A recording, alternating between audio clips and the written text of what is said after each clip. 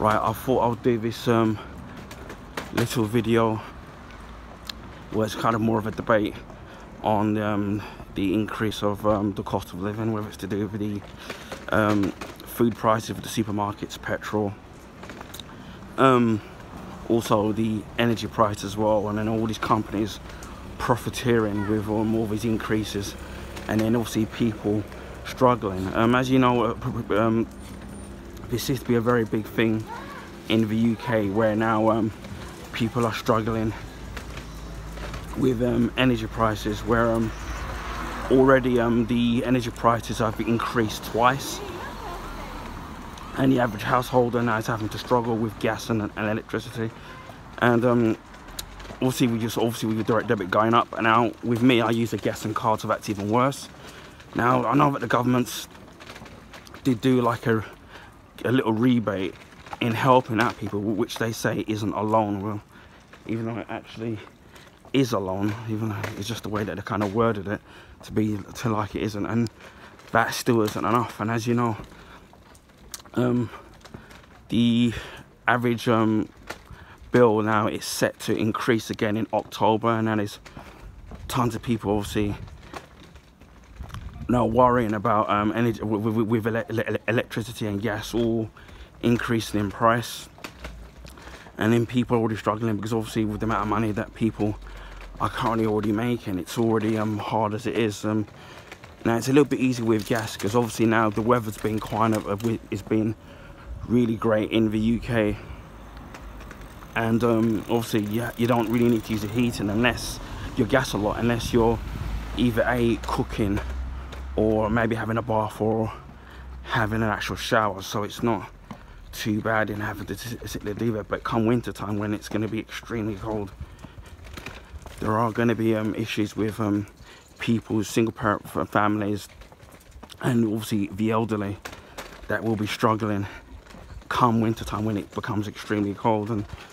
it doesn't appear as if that the governments are really kind of doing enough, or the energy companies really give a toss, because obviously they're there to make profit and with their shareholders. So it's only the people that who are struggling. You're already seeing the increase with the price of food in supermarkets, and then we've all of them saying, oh, they're freezing their prices until the end of the year, but they're still increasing it, and it's getting more and more difficult for people to sit there to survive and eat, and having to go to food banks and pay your rent or your mortgage or whatever it is that you kind of have to pay. So it's getting kind of really bad. But what kind of bothers me is obviously it's not just like the government. Obviously we're changing prime ministers now, so it's a question of which one out of the two is going to make that choice in what they're planning to do, or whether or not they'll be able to implement trying to do something about it. So that's going to be difficult, because I think the new prime minister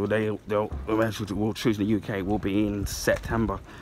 So the energy prices are obviously going to be increasing in October, and there's even rumours that the energy prices are going to increase again in January, so it's going to get even worse. Now, part of the thing that doesn't help is that with the energy company, right, with say the energy companies and like the water companies, like Thames Water, if there's only one, the Tories have basically privatised it years ago, so it's kind of difficult to keep these companies in control. Whereas in France, they still own the energy companies, so they've basically gotten around the leash. So yeah, things have gone up, still going up there, but nowhere anywhere near to what we're suffering in the UK, all because, as I said, things have been privatized. So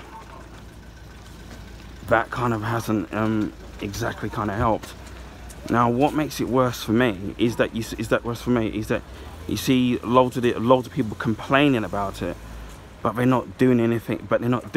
About it. Whether it's not, you know, they're going to stand up to it and asking questions to the MPs or the government as to what they're going to do. And I've noticed in this country that what people tend to do, they seem to sit there complaining a lot online, but they're not prepared to sit there to kind of do anything. So they're all mouth and kind of no action. And I think part of this is because that we live in a society now, and maybe it's just in the UK, maybe it's across the world in general, that where people are just selfish, where people just seem to sit there and care about themselves. So as long as something isn't affecting them, they're not really kind of bothered until it does affect them, and then even then they're still only thinking about themselves. And I think that's what the I think the overall problem is with stuff that's going on in the UK and across the world, where people don't, for example, don't seem to kind of care, and it's this complete and utter